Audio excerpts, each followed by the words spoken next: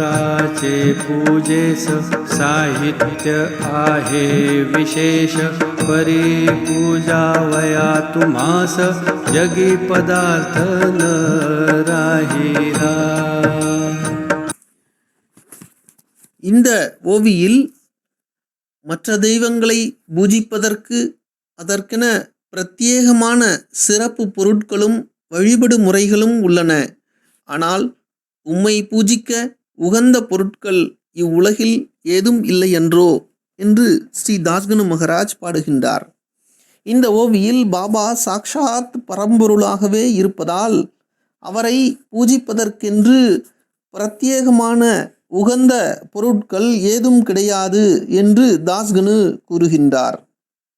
இதே கருத்தை ஸ்ரீ சாய் சத்சரிதத்தினுடைய 1வது அத்தியாயத்தில் ஓவி எண் 49 குறிப்பிடுகின்றது.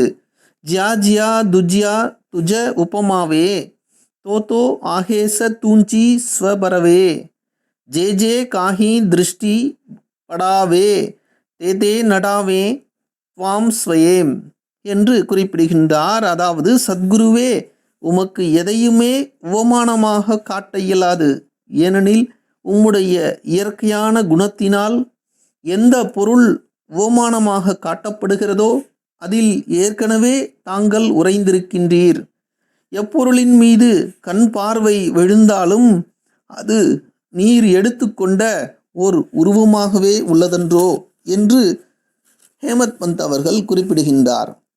இங்கு பூரணத்துவத்தின் வடிவமாக ஸ்ரீ சாயிநாதர் இருப்பதால் பொருட்கள் அனைத்தும் அவர் கொடுத்ததே, அவர் நிறைந்ததே.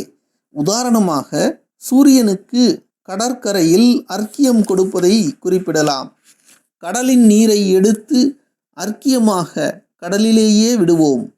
அதுபோல பாபாவிற்கு பயன்படுத்தப்படும் பூஜை பொருட்கள் யாவும் பாபாவினாலேயே அளிக்கப்பட்டது என்பது கருத்தாகும்.